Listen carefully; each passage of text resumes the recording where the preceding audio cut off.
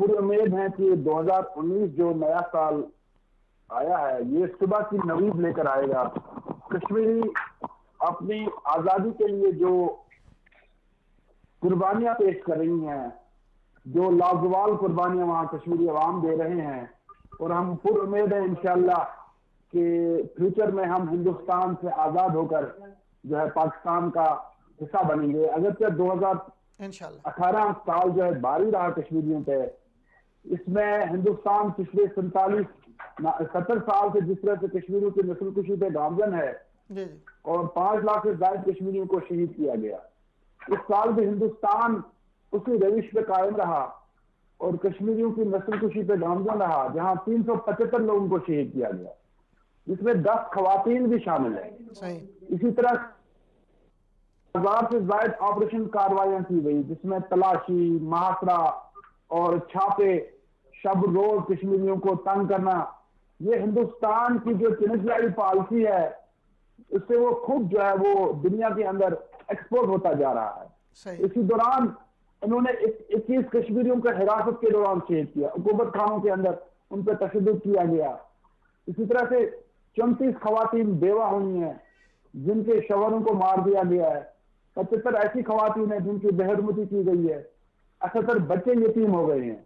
تو اسی طرح ہندوستان نے وہاں پر 1300 افراد کو پیلٹ کا جو ہے نشانہ بنایا جن سے ان کی بینائی متاثر ہوئی ہے. اسی طرح سے 2500 کے قریب لوگ جس میں حریت کانفرنس کے جو نظام ہیں, جس میں وہاں طلبہ ہے, جس میں خواتین ہیں, جس میں نوجوانوں کی بڑی تعداد ہے, آسیہ اندرابی صاحبہ سمیت جو ہے 2500 لوگوں کو گرفتار کیا گیا اور ان پہ جعلی جو ہے مقدمے جو ہے وہ اپنا ان کے اندر ایک کالے قوانین جو وہاں نافذ ہے ان کے تحت ان کو حراست میں لیا گیا. اور اسی طرح NIA جو بدنام زمانہ ایجنسی ہے اس کا سہارا لے کر کشمیریوں کو توڑنے کی کوشش کی گئی ہے. اسی طرح سے 3700 کے قریب افراد زخمی کیے گئے ہیں جو پیلٹ اور بلٹ کا نشانہ بنائے گئے. وہاں پر 605 رہائشی مکانات تباہ کیے گئے یا جو پراپرٹیز ہے کشمیریوں کے باغات کو تباہ کیا گیا ہے. اسی طرح سے وہاں پر سکول کالجز ان کو ڈسٹرائے کیا گیا ہے. وہاں ایجوکیشن متاثر ہے, وہاں پر ہیلتھ کی سہولیات نہیں ہے, وہاں پر کشمیریوں کی زندگی کو ایجوڈنٹ بنا دیا گیا ہے. تو اسی طرح سے چنچلائی پالیسی کے گامزن ہے وہ, اور ہر سال ہر دن وہ دن دور نہیں جب ہم انشاءاللہ اس ظلم سے نجات پائیں گے. تاہم دنیا خاموش ہے. اقوام متحدہ شتر ملک کی طرح اپنے سر کو پروں کے اندر چھپا کر بیٹھا ہے جو اس کے اوپر سوالیہ نشان ہے. جی لون تو صاحب بہرحال کشمیری جو ہے اپنے حق میں مبنی جدوجہد کو جاری رکھیں گے, اور جب تک میں بھارتی فورسز کا انخلا وجود میں آ جاتا ہے ہم اپنے حق سے دستبردار نہیں ہو سکتے. جی لون صاحب خوب آپ نے کہا کہ 2019 جو ہے آزادی کا سال ہوگا انشاءاللہ کشمیریوں کے لیے. اس سلسلے میں آپ بتائیں, آپ UK بھی گئے, وہاں پہ اگلے مہینے جو ہے وہاں پہ ایک ایسے کانفرنس ہو رہی ہے, سیمینار ہو رہا ہے کشمیر کے حوالے سے جس میں پاکستان شریک ہو رہا ہے. تو اس میں آپ کیا سمجھتے ہیں پاکستان کی جو نئی گورنمنٹ ہے, عمران خان صاحب کی حکومت ہے, کشمیر کاسٹ کے لیے مخلص ہے؟ دیکھیں بین الاقوامی سطح پہ اس وقت ہندوستان رسوا ہوتا جا رہا ہے, اس کی ڈپلومیسی جو ہے وہ ناکام ہوتی جا رہی ہے, فیل ہوتی جا رہی ہے. آپ نے دیکھا یونائٹڈ نیشن کی ہیومن رائٹس کمیشن کی رپورٹ آئی ہے جو ہندوستان کے لیے تکلیف دہ تھی. اسی طرح سے جنوری 2017 میں جو برطانیہ پارلیمنٹ میں رپورٹ پیش کی گئی ہے, اور حال ہی میں آل پارٹیز پارلیمانی گروپ نے ایک رپورٹ پیش کی جو ہندوستان کے لیے انکمفرٹیبل ہے, اور ہندوستان ایکسپورٹ ہوتا جا رہا ہے. دنیا کا میڈیا اب ہمیں جو ہے کشمیر کو وہ کوریج دیتا ہے اور ان چیزوں کو ہائی لائٹ کرتا ہے. جہاں ہندوستان اس وقت انٹرنیٹ پہ پابندی لگائے ہوئے ہیں, وہاں ذرائع ابلاغ کے ادارے ان پہ قدغنے ہیں, وہاں پر پاکستانی TV چینل کو آف ایئر کر دیا گیا ہے, جو اخبارات ہیں ان کی ویب سائٹ کو بلاک کیا گیا ہے, سری نگر میں جو اخبارات نکلتے ہیں ان پہ بھی قدغن ہے. تو اس کے باوجود سوشل میڈیا پہ ہندوستان کے اس چہرے کو ہم نے بے نقاب کر دیا, ہمارے نوجوانوں نے بے نقاب کر دیا ہے اور وہ رسوا ہوتا جا رہا ہے. اگر اس وقت دنیا میں جانے کی اشد ضرورت ہے. عمران خان کی گورنمنٹ جب سے آئی ہے ہمیں بڑی توقعات وابستہ ہیں ان سے, کیونکہ خان صاحب کی جو لینگویج ہے انٹرنیشنل لینگویج ہے, اس کے پاس جو ٹیم ہے وہ ڈپلومیٹک لینگویج لگتی ہے, اور اس کے بعد اس کا دنیا کے اندر بڑا فین ہے, فالوور ہے, اور اللہ کا فضل ہے کہ اس وقت تینوں حکومت ادارے اور کشمیری حریت کانفرنس ایک پیج پہ ہیں.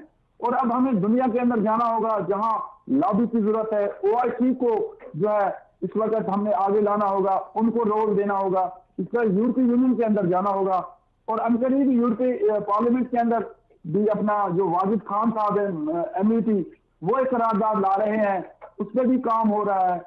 جب ہم برطانیہ گئے وہاں لوگوں نے جس طرح سے بھی وہاں پہ اٹراسٹیز کو اپنا ہائی لائٹ کیا ہے, یا جہاں جو وہاں وہ کام کر رہے ہیں, اس وقت بھی آپ دیکھیں جو رپورٹ آئی ہے جو کشمیر میڈیا سروس نے جاری کی ہے, جو ایک مصدقہ ادارہ ہے, اور جہاں پر دنیا کے میڈیا نے اس کو جو ہے کور کیا ہے, اس رپورٹ کو شائع کیا ہے, یہ ہندوستان کے لیے تکلیف دہ ہے. برطانیہ میں دیکھ کر جو لوگ اس وقت کشمیر کور کے لیے کام کر رہے ہیں, جو ایکٹیو ہے, راجہ نجابت حسین جیسے لوگ, یا جو بھی وہاں لوگ کام کر رہے ہیں, ان کو ہم سراہتے ہیں. اور انشاءاللہ وہ دن دور نہیں جب بین الاقوامی سطح پہ رسوا اور ذلیل ہوگا ہندوستان. اور جب تک میں کشمیری اپنا حق العادت حاصل کر لیتے ہیں, ہم ہر محاذ پر لڑیں گے, ڈپلومیٹک محاذ پر لڑیں گے, سیاسی محاذ پر لڑیں گے. اور مسلح جدوجہد بھی ہمارے نوجوان کر رہے ہیں جو UN چارٹر کے مطابق جائز ہے. اور بھارت جس طرح سے کشمیر کو جو ہے ایک وہ لیبل دینے کی کوشش کر رہا تھا, تاہم دنیا نے اسے بتا دیا کہ یہ انڈیجنس موومنٹ ہے, کشمیریوں کی اپنی موومنٹ ہے.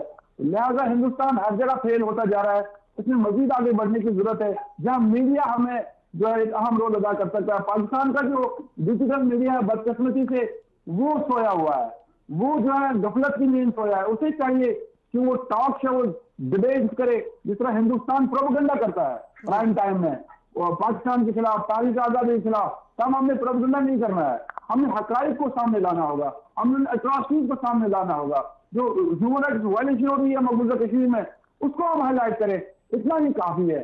لہٰذا میڈیا کا بھی رول بنتا ہے, تو انشاءاللہ ہم سب مل کے آگے بڑھیں گے اور ہندوستان کو ایکسپورٹ کریں گے. بہت شکریہ عبدالحمید لون صاحب, سلامت رہیے.